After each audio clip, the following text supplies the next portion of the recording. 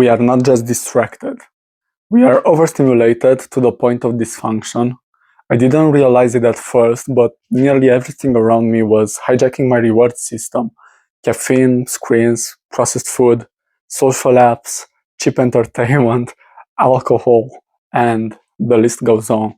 And it wasn't one thing that broke me, it was the accumulation. This video isn't about quitting your phone for a day, it's about what happens when you start pulling back from everything that gives you a quick hit and finally let your brain reset. This is how I created my version of a dopamine detox and what is done to my mind, my body, and my life. Let's start with the correction.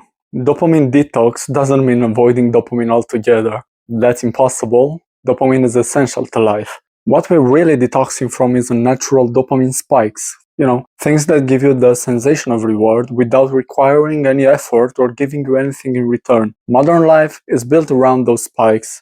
Scroll a feed, swipe a face. Order food in seconds. Sip caffeine, tap for a laugh. It's constant. Your brain was never meant to process that much stimulation that quickly, that frequently. And when it's all happening at once, caffeine in your blood, screen in your face, junk food in your mouth, and noise in your ears, you lose your ability to sit still, focus deeply, or enjoy real peace. I lived that way for years, and I didn't even know I was addicted. I worked a demanding corporate job. I was productive on the outside, but inside I was running on fumes. Mornings, coffee, strong. Sometimes more than 3. Midday, snacks or energy drinks, even when I wasn't hungry, just to feel on. Evenings, scroll, watch, sip, snack, anything to distract from the mental fatigue. I thought I was just relaxing, recovering from work, but in truth, I was piling even more stimulation on top of an already fried nervous system. Even the content I watched was fast, loud, intense, everything had to be high reward or I'd check out. It was like I couldn't be with myself unless something was buzzing around me. I started realizing I wasn't managing stress, I was avoiding stillness, and that avoidance was what kept me stuck. Most people assume dopamine detox is just about phones, but my biggest problem wasn't digital. It was stacking stimulation across multiple areas of life.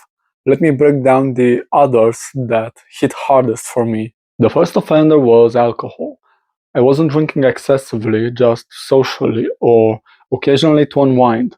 But even a few drinks would ruin my sleep, dull my motivation, and fog my thinking the next day. I find myself chasing equilibrium with caffeine the morning after. It wasn't just a drink, it was a cycle, and every time I repeated it, I lost clarity.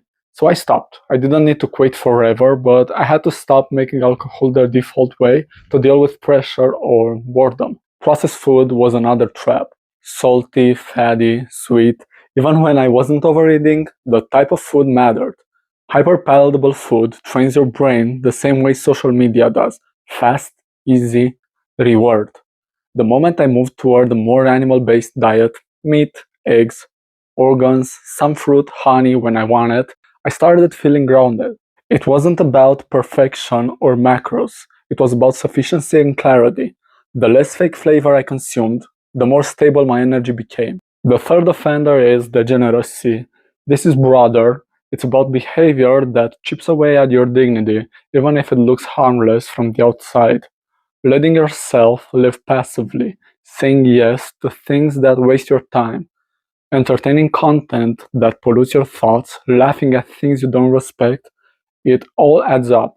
And at some point, you look around and realize you've lowered your standards in the name of short-term pleasure. That's what I call degeneracy, not morality, but mental erosion. And once I started cutting that out, everything else began falling into place.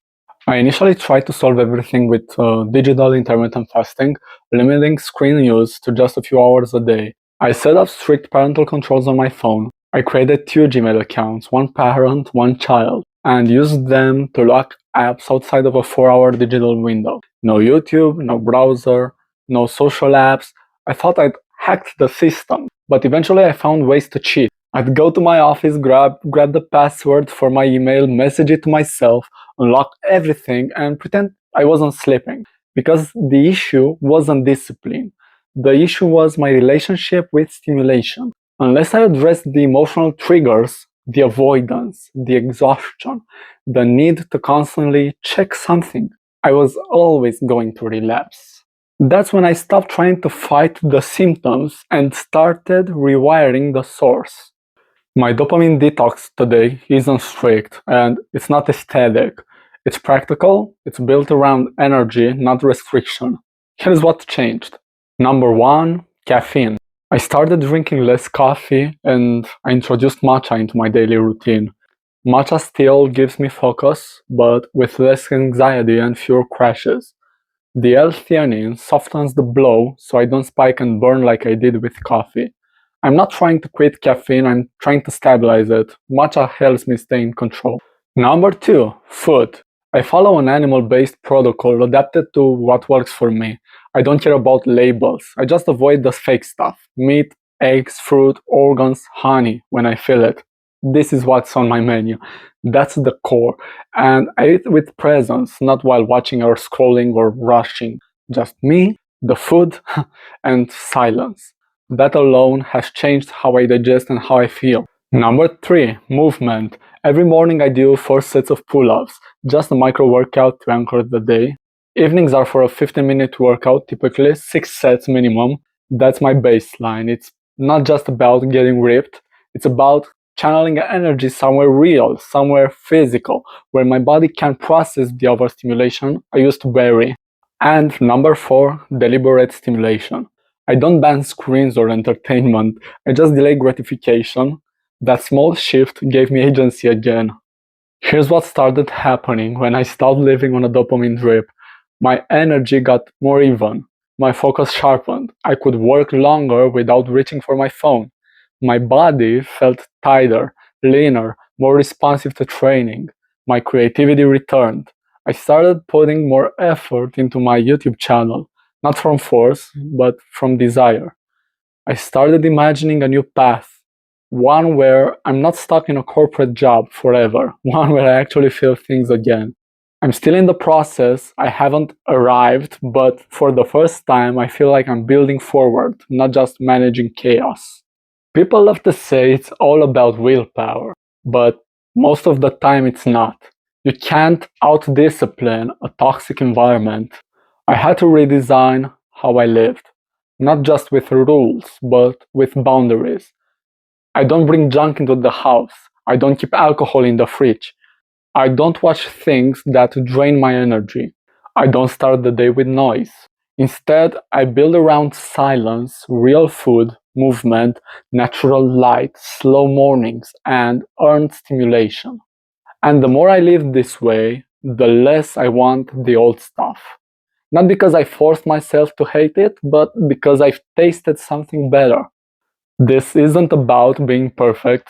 I still mess up. I still reach for comfort sometimes when I'm tired or stressed. But now I notice it. And that's the difference. I'm not living blind anymore. I'm not riding random dopamine waves and wondering why I feel anxious, sluggish, and burned out. I know what's causing it. And every day I choose to live with more clarity, even a little. I take a step toward a life that actually feels good to live. If you're feeling overstimulated, I get it.